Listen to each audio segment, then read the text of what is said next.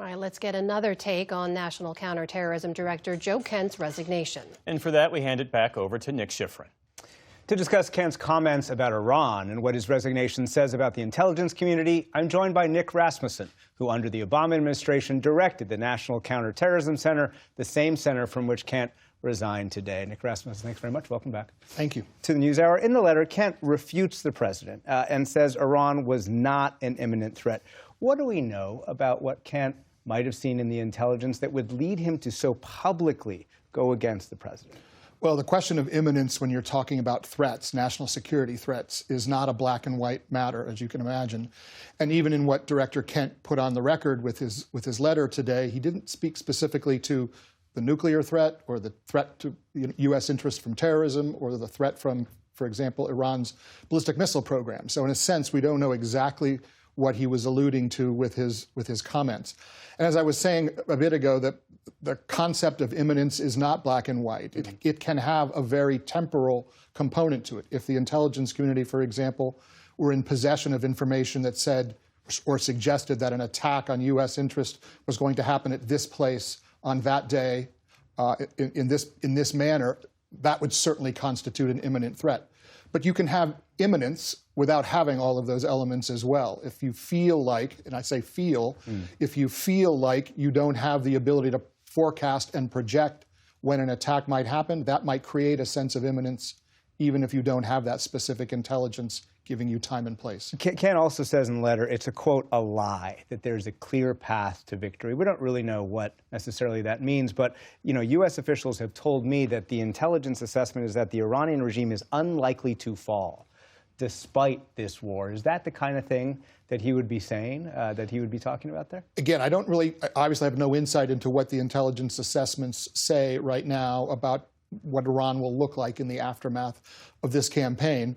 But I will say that most national security professionals I know on all political sides very much want to see the Iranian capability to carry out terrorist activity around the world, to act aggressively against neighbors, to threaten the West, want to see that capability degraded and diminished. And so that is something I think on which there is pretty wide unanimity among intelligence and national security professionals. Bottom line, the NCTC is responsible for analyzing, assessing the threat, and integrating intelligence, both foreign and domestic. So is that mission affected by his resignation today? I mean, I'd like to think, and I have confidence, that the men and women who work at NCTC are still doing exactly that work, Nick, and kind of keeping their eye on the ball. They're very mission-focused, making sure that they have their eyes on every bit of available intelligence so that they can prepare the best possible assessments to support policymakers, up to and including the president.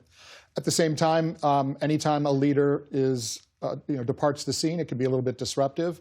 And I suspect the acting director, whoever he or she is moving to try to send signals of stability and confidence to the workforce to keep them on track. How much do we know whether the NCTC has been doing, whether Joe Kent has been doing that role that we traditionally believe the NCTC has done, including under you? Well, the organization has certainly been preparing, I would believe, the intelligence assessments to undergird and to support good policymaking and good decision-making.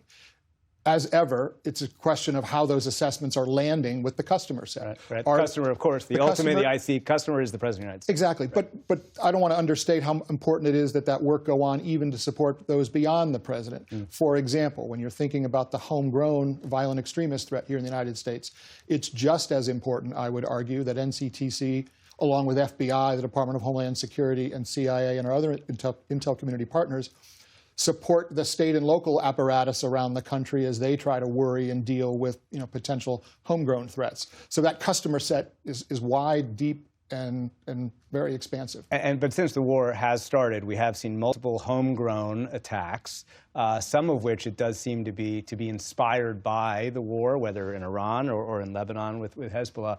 How much would the NCTC have been focused on that, and how much will it be going forward? They would certainly be focused on those kinds of attacks. When an attack like that happens, along with FBI partners and other intelligence community and law enforcement partners, they would be digging in to try to determine what motivated this individual to carry out the attacks that were undertaken. And I would surmise, we don't know the full answer to that. We've seen some early press reporting, as you suggested, linking these attacks to what happened in Iran or what's happening in Lebanon.